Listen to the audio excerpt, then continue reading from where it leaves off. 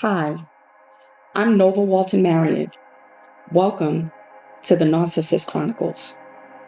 This series depicts the games emotionally unavailable people play, coupled with a self-help component. Cohabitating with a narcissist in an intimate relationship is an exhausting, thankless, and traumatic undertaking. No matter how you spin it, the focus is on themselves and maintaining a supply. Narcissists are manipulative and possess an elevated ego, false sense of importance, lack of empathy for others, and a great need for attention and control. At the root, they are severely traumatized, stunted, and insecure individuals who will stop at nothing to mask their tendencies and deficiencies. They refuse to take responsibility for their behavior and focus on convincing their victims they are the issue.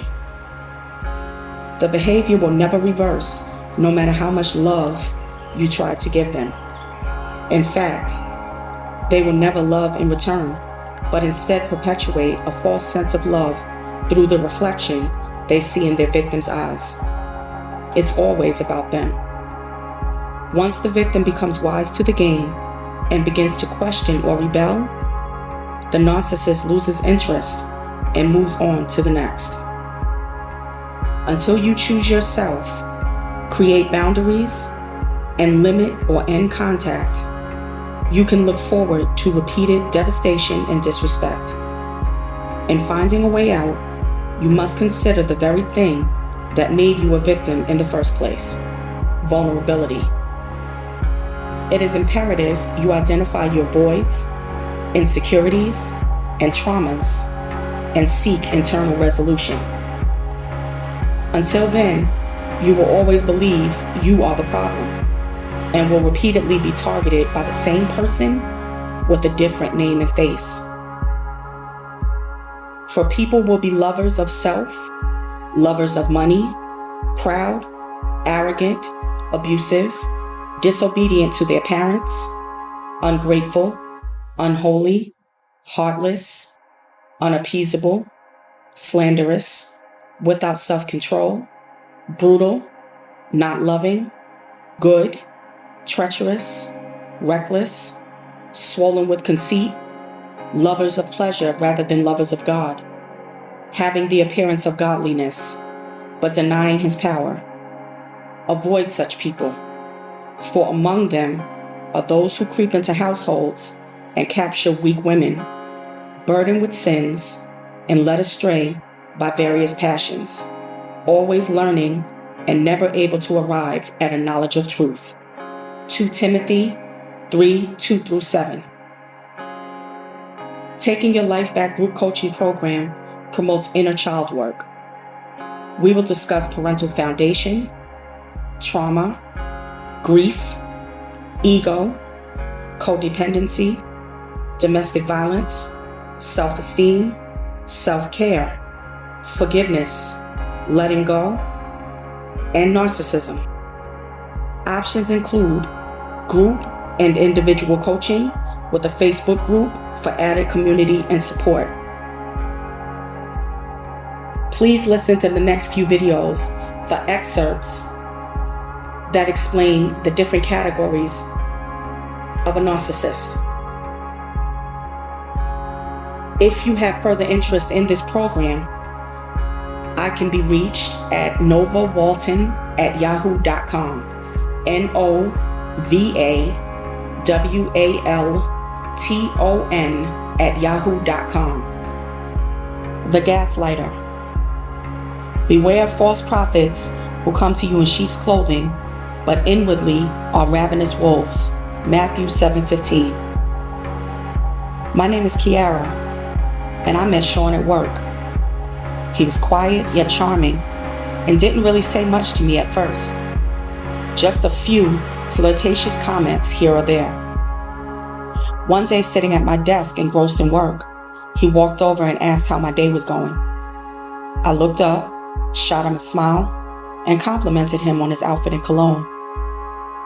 This would be the very first of many days he would walk up to my desk. After about a month, he asked me for my number. Already interested, I wrote it down without hesitation.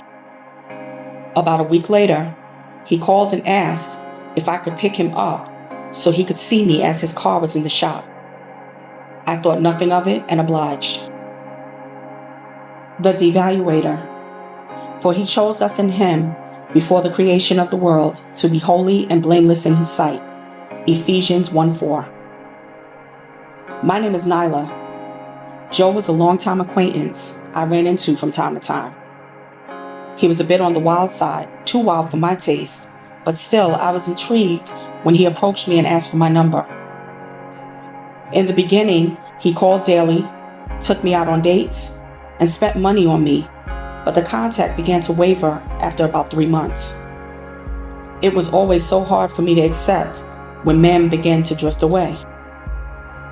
I always felt compelled to pursue them to get things back on track. Perhaps it was my abandonment issues, as that was what I felt every time a guy began to distance himself. Distance may be necessary, for if you bite and devour one another, you may end up hurting each other a lot worse. Galatians 4:14-15. Divide and conquer.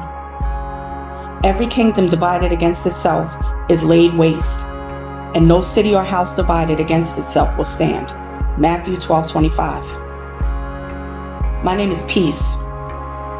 I thought I hit the jackpot with this one. I'd liked Aaron from childhood, and we finally decided to date. He was charming, insightful, a great conversationalist, wrote me love letters, told me I was his soulmate, amazing in bed, and made me feel like the most beautiful woman in the world. He love-bombed me and idealized me until he got me.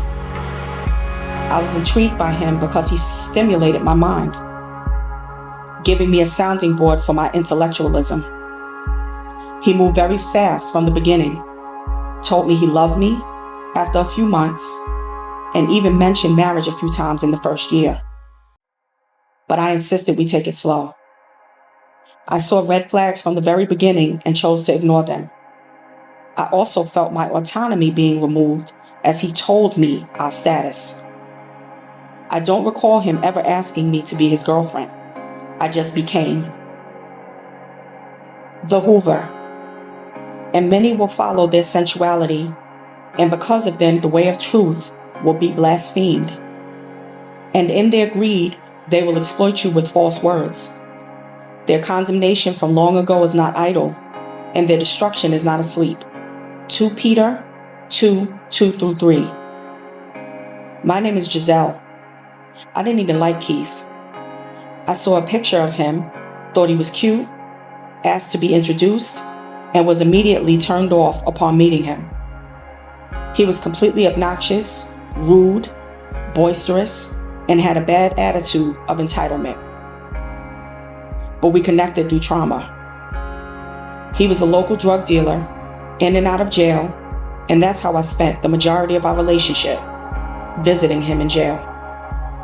He had no clue how to treat a lady, never took me on dates, cheated repeatedly, and was physically, verbally, and emotionally abusive. Still, I stayed. The Love Bomber. Talk no more so very proudly. Let not arrogance come from your mouth. For the Lord is a God of knowledge, and by him actions are weighed. 1 Samuel 2:3. My name is Lena, and Ron was a rebound. I met him when I relocated to another city.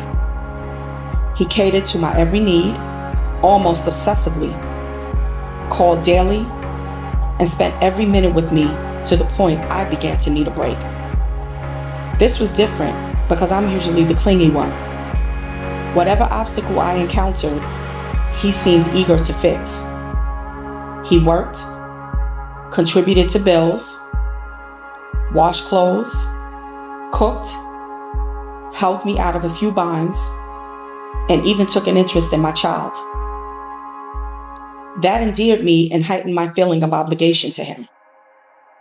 The relationship got more serious than I ever intended it to be. And transparently, I became a little too dependent on his assistance, as I was new to town and still trying to gain my bearings.